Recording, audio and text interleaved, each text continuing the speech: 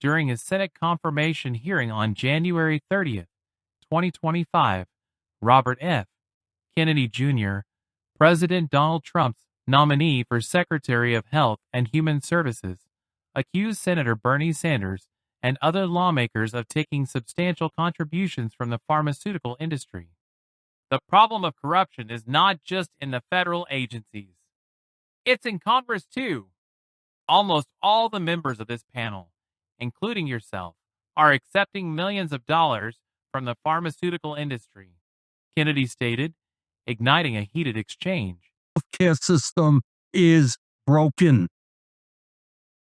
And it's broken for some of the reasons that Mr. Kennedy indicated. We have not paid attention to the fact that we have massive amounts of chronic disease. We have not answered the question why in the richest country in the history of the world, our life expectancy is lower than it is in countries far poorer than we are. So I think in many ways, President Trump and Mr. Kennedy have asked some of the right questions.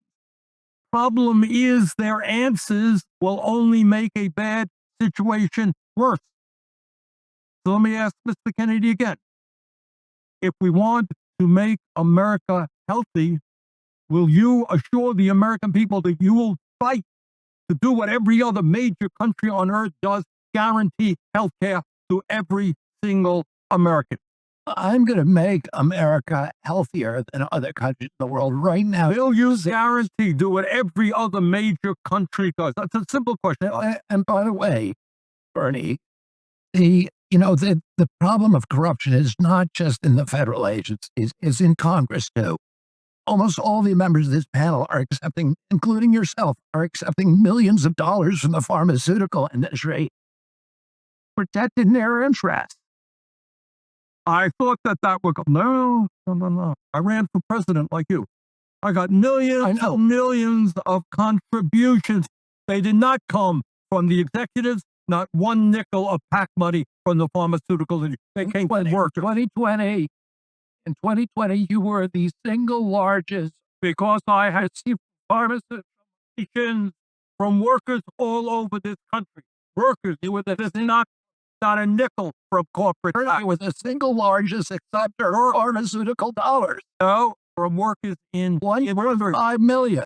Yeah, out of 200 million. All right, but you have not answered last question. You have not answered my question. Mr. Chairman, it's healthy if you don't guarantee it. We're literally 3 minutes over here now. Wait, how long does it keep going? At some time, you're just battering the witness. Battering the witness. Yes, you got an ass. You're getting upset at him. You're going at him just like anybody else would. Come to Bernie's going over. Sanders, a longtime advocate for universal health care, pushed back strongly, denying any financial ties to pharmaceutical executives or corporate PACs.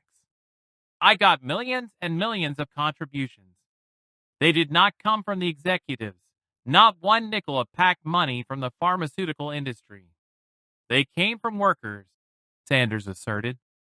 However, Kennedy countered by claiming that in 2020, Sanders was the single largest acceptor of pharmaceutical dollars, though Sanders insisted those funds came from individual small dollar donations, not corporate entities. The confrontation underscored a deeper debate about the influence of corporate money in politics, particularly in the healthcare sector. Sanders has built his political identity on fighting corporate influence, making Kennedy's accusation particularly pointed. Critics argue that financial contributions from industry employees could still influence policy decisions, regardless of whether they come directly from corporations. Kennedy's remarks resonate with broader conservative criticisms of progressive politicians who denounce corporate influence while accepting industry-related contributions. His accusation challenges the sincerity of Sanders' advocacy for healthcare reform, raising questions about whether lawmakers who receive donations from industry workers can truly remain independent in shaping policy. Supporters of Sanders maintain that donations from pharmaceutical employees do not equate to undue influence. They argue that small contributions from workers reflect grassroots support rather than corporate manipulation. However, Kennedy's critique highlights the broader issue of campaign finance and the role of industry money in shaping legislation. The exchange quickly gained traction online, with political commentators dissecting Kennedy's accusations and Sanders' defense. Clips and quotes from the hearing circulated widely, fueling discussions on campaign finance ethics, the power of pharmaceutical lobbying, and the authenticity of political advocacy in healthcare reform.